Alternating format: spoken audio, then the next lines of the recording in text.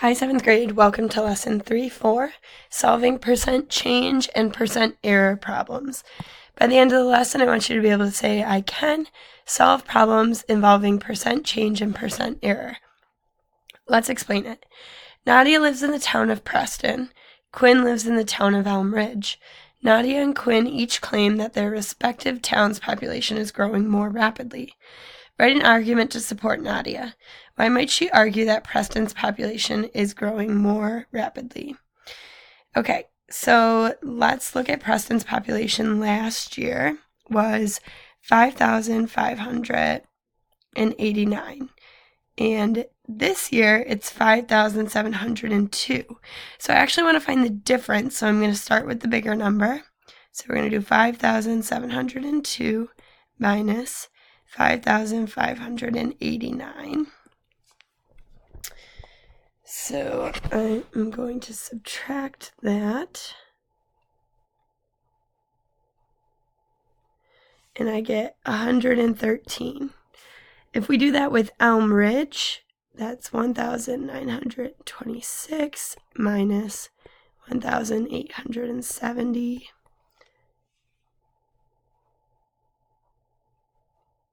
So that's only 56. Okay, so she might argue that Preston's population is growing more rapidly because in 1 year they gained more people. So in 1 year they gained more people. Write an argument to support Quinn. Why might she argue that Elm Ridge's population is growing more rapidly? Quinn is thinking in the population like compared to what they have. So Quinn's saying 56 people out of the original 1,870. Trying to find what percent that was. So what percent increase? So we're going to do our cross multiplication. 56 times 100 is 5,600 equals 1870x. We're going to divide by 1870. So that cancels out. X equals, let's see, 56. 1870. That equals 2.99%. So almost a 3% increase. So let's see what the percent increase would be for Preston. So that was 113 over the original population, which was 5,589. Again, we're going to cross multiply. So we get 113. 11,300 equals 5,589x. Gonna divide both sides.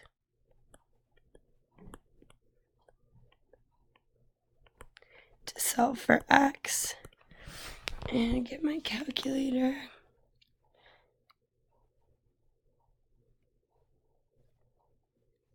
This is 19%. So Preston grew by 19%, and what was the name of that? Elm Ridge grew by 3%. Whose reasoning is more logical? I would say that the percentage, so finding the percent increase, finding percent increase is more logical. Suppose Preston's population is expected to grow 3% next year. Nadia says this means the population will increase by 300 people. Is Nadia's reasoning correct? Explain. So if we're growing 3%, that's 3 out of 100. And Preston's population is 5,589.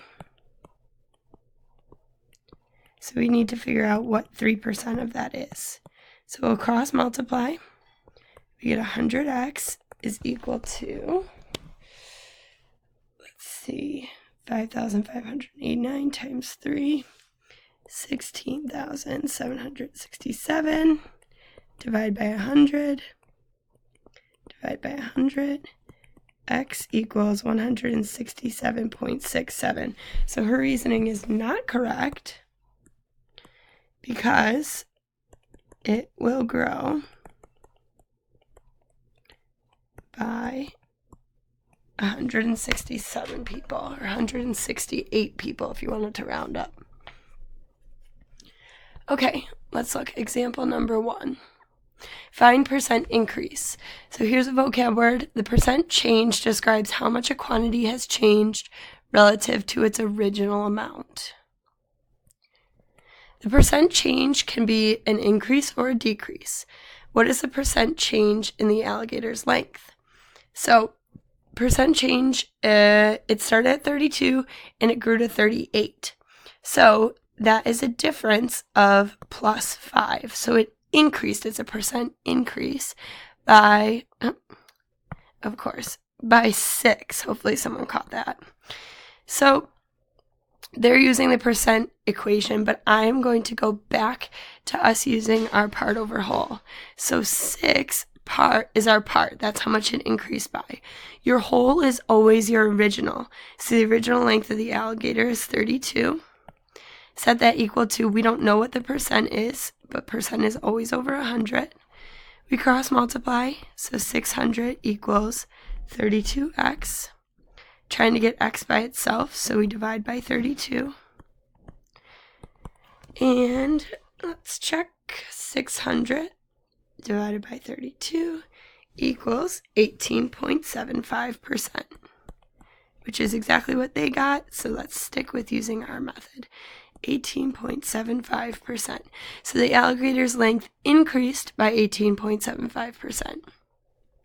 Try it. What will be the length of the alligator next year if the length changes by the same percent? So now we're still using that percent, so we're using 18.75 over 100 equals, we don't know what the new length is going to be, but we do know it's starting at 38 inches. So we will cross multiply. 100x equals, now I got to do 38 times 18.75, which gives me 712.5. Divide both sides by 100. X equals 7.125. Now that doesn't say that the alligator is going to be 7 inches long. That wouldn't make any sense because it's starting at 38 inches, but we do know it's a percent increase. So we need to add that. So we do 38 plus 7.125 to give us 45.125.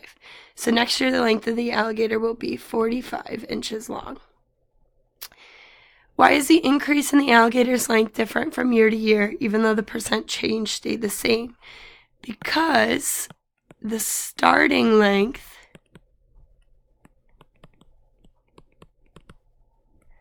increases every year.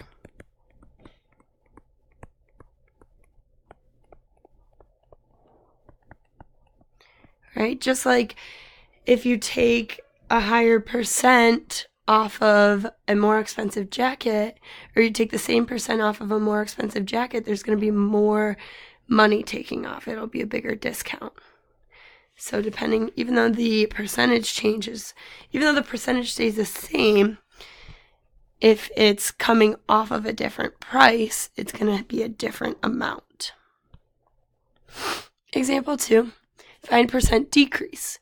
Last year, our website has 40,000 visitors, and this year it had 37,000 visitors.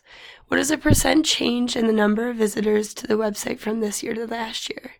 So we got to find the decrease in the number of visitors. So we have to subtract 40,000 minus 37,000. That equals 3,000. So we had 3,000 is our part out of our total, our original. So that's 40,000. And we want to know what that percentage is. Percent always over 100. Cross multiply. 300,000 equals 40,000 x. Divide both sides by 40,000. And grab my calculator. Divided by equals 7.5. And that's what they have. It decreased by 7.5%. Example 3, find percent error. Sean estimated that the attendance at a college lacrosse game was 3,000. The actual attendance was 3,296. What is the percent error of Sean's estimate? Round to the nearest whole part. Here's another one of your vocab words. Percent error describes the accuracy of a measured or estimated value compared to its actual value. It is always a positive percent. So we need to subtract. You need to find the difference. 3,296 minus 3,000 gives us 296. So he was off by 296. That's our part. The whole is always the original or the actual. So 296 over 3,296 is equal to what percent over 100? 100 always comes for free. Cross multiply. 29,600 equals 3,296x. Divide both sides by 3,296. And grab my calculator.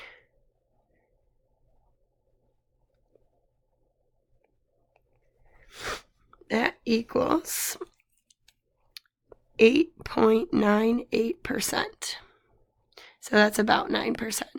So that he was off by about 9%. Try it. The specification for the length of a bolt is 4.7 inches. A mechanic makes a bolt that is 4.769 inches. What is the percent error of the bolt's length? So we got to find the difference first. So we do 4.769 minus 4.75. Line up the decimals, subtract. Okay, so he was off by 19 thousandths. So that's our part. The whole is always the original or the actual. So the actual length should have been 4.75. Trying to find the percent. That goes over 100. Cross multiply. So that equals 1.9 equals 4.75x. Divide by 4.75. Cancels out. X equals, calculator comes out 1.9 divided by 4.75. X equals 0.4%. So he was off by 0.4%. Not bad. All right, 7th grade, let's go say it. I can solve problems involving percent change and percent error. Have a great day.